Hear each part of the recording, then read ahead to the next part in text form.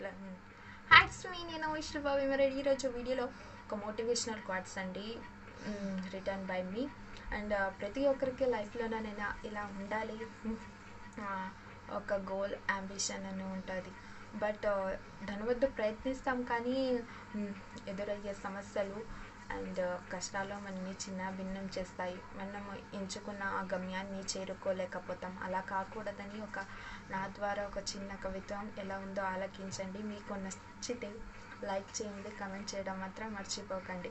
ఇంకెందుకు ఆలస్యం, let's get started. కష్టం వచ్చిందని కన్నీళ్లు పెడతావా? ఇష్టమైన గమ్యాన్ని వదిలి ముందుకెడతావా? నా వల్ల కాదని పిరికిదానిలా ప్రవర్తిస్తావా? నీ గమ్యాన్ని నువ్వే మధ్యలో వదిలేస్తావా? నువ్వు అన్నం తినుకుంటే నీ కడుపు నిండుతుందా?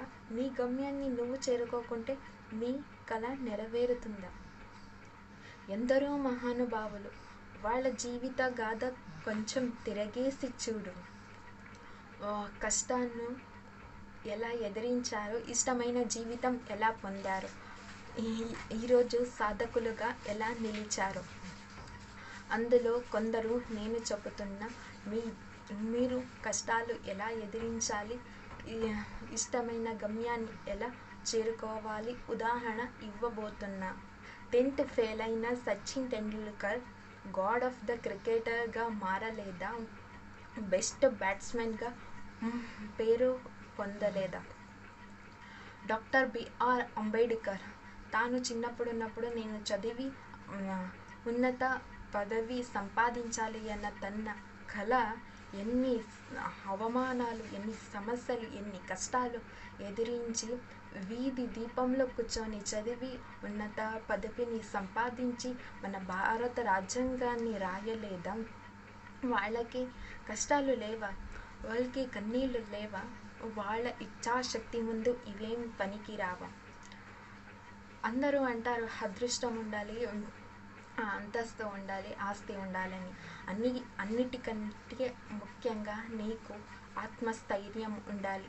ఏమి ఉన్నా ఏమి లేకున్నా, ఎవరు ఉన్నా ఎవరు కాదన్నా అవునన్నా, నీకు ఇష్టమైన నువ్వు కోరుకున్న నీ గమ్యం చేరుకోవాలి.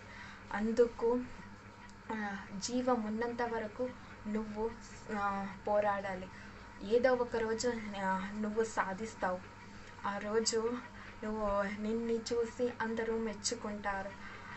అప్పుడు నువ్వు రియల్ హీరోగా సొసైటీలో నిలిచిపోతావు.